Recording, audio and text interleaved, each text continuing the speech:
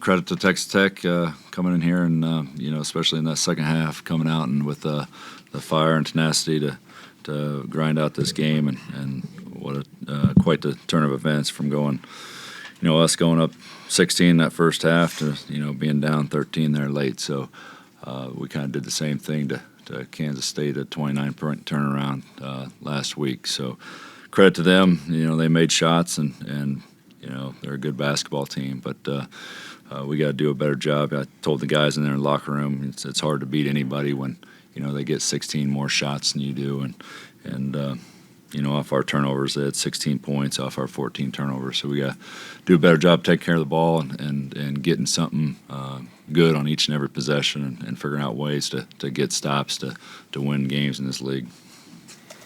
Questions for the players first? So, RaeQuan, after you guys had that hot start, they started hitting shots. Did something defensively you didn't do, or were they just making shots? Overall, they're hitting some tough shots, and a few of them were wide open, which is just a broken defensive play on our end.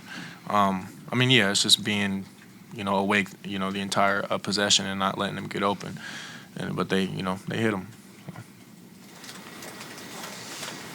Kobe, sort of the same for you. Did you guys think you did things poor defensively at that point, or as Ray said, they just hit shots?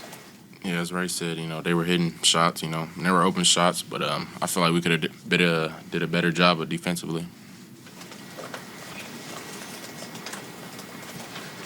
Kobe, this was kind of a secondary story to the game, but just getting a chance to, you guarded Joe a little bit during the game, and got to know him a good bit last year. Probably just what was that like, seeing him in a different uniform?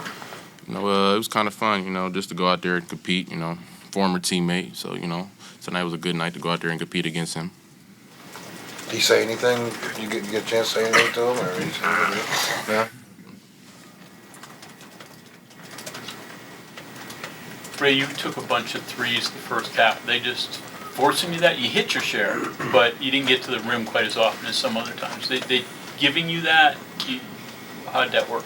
I definitely feel like I settled for about 2 or 3 of those threes I had tonight. I could have attacked there was a flare screen that I had on one of them where the lane was wide open, and I should have attacked it. But, I felt comfy. That was my, I think that was the 4th shot after my 3rd make. So I was feeling good. When you hit off the padding, roll it like an ankle or something, or were you?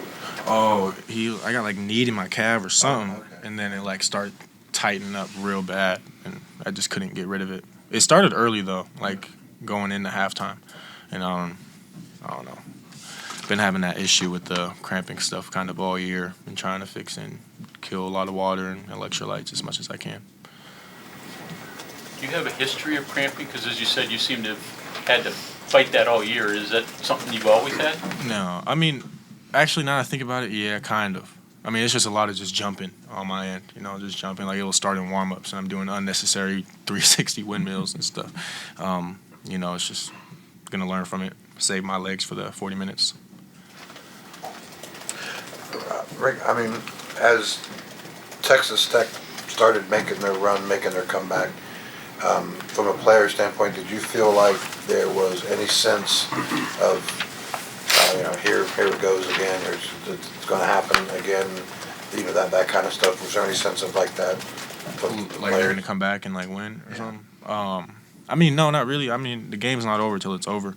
But I felt like we could have prevented it in a way, and there's just a lot of factors that go into it. I had 11 in the first half, and they held me to 5 or 4 points in the second, which is unacceptable on my end, and do the best I can on that part to try and make the shots that I get. But, it's a lot that plays into it.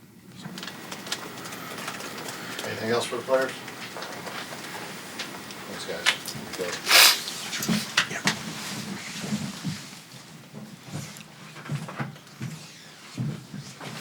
Questions for Coach? So Josh, sort of, we asked the players a little bit in terms of the difference after your start and then what they started hitting shots. What was the difference there? We made some really tough shots early, and I wouldn't say they were good, clean looks, but sometimes it's a little bit fool's gold.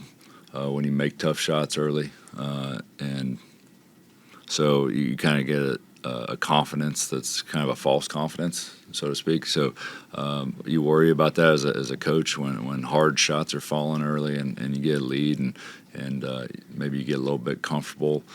But they battled back and burned through every timeout early, trying to shut those runs down, those mini runs, and we just couldn't get into a groove defensively. We certainly struggled with that ram ball screen and trying to weak that at the top. So they were getting a lot of really good looks out of it. But yeah, credit to them. I mean, they knocked them down, but we got to be able to understand. We got to value possessions better. We got to do a much better job. And I was really pleasantly surprised with how we handled Kansas State. With that comeback, we only had 6 turnovers the entire game, and then tonight you turn it over 14 times, which that's not as bad as the number when they score 16 off those 14, and so they're a slower paced team, but they saw opportunities in the second half to really push the pace and get downhill and take advantage of the open floor, and they converted, and they got some extra shots there that really helped them on their run. But like I said, anytime somebody comes in, makes 13 threes and gets 16 more shots than you, good luck. I mean, it's going to be a struggle to win that one. Coach, and Texas Tech's run, specifically in the second half, do you think they got too many open looks? Yeah, there's 4 or 5 of them that are just crazy open. It was demoralizing how open they were, and some of that's overhelp.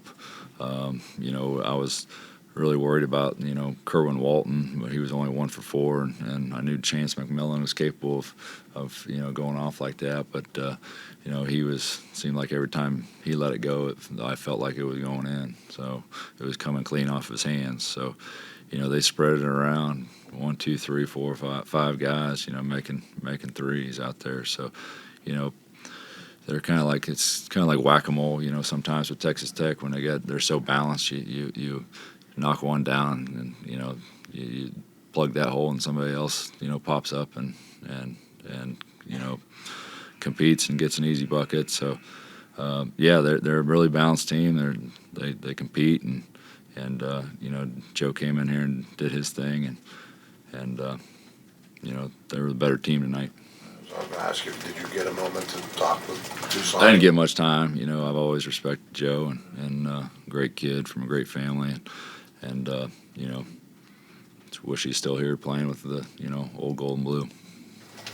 What's it like preparing for a player that you've coached before to play against them now? It can go a lot of different ways, especially the emotions of coming back here and we know his game and we're trying to do everything we could to keep him out of the paint and we mixed and matched our ball screen coverage with certain guys, which we haven't done a lot this year. So it affects the backside of the defense in terms of your help side, and when you do that. So, but that middle ball screen, that flat ball screen, was giving us problems all night long. Looked like Jesse was more under control, more balanced, like you wanted him to be, than he was at Kansas State. You feel like he adjusted, did what you wanted. Yeah, and they tried, to their credit, the guys were trying to get him a ball late, but when you really think through these things, is you play the numbers game. If he touches the ball there late, they're going to foul. They're going to foul, and the guys don't really. We kind of had to explain that the next time out. But it's like, we started doing that at the 9-minute mark at Kansas State. There's a couple guys on the floor that were minus 50%, under 50% from the free throw line, and so when they come up empty and it's almost go 0 for 2 from the line, it's just like a turnover. So, it hurts that he's struggling with that wrist and that tape and not be able to knock things down, because I'd love to go to him more, especially when you're trying to stop the bleeding on some of these runs. Anything else for Coach? Kobe had 8 points tonight and hit a 3 early whenever you all jumped out to that lead. What does it do for you all whenever he is more efficient scoring, especially from beyond the arc?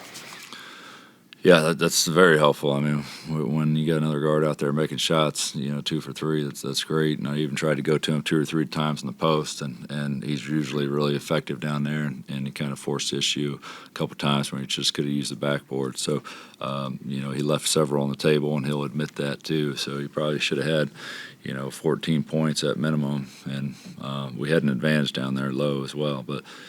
He was good for us, and that's what we need to be. We need to be a balanced scoring team. Coach, thank you. Thank you.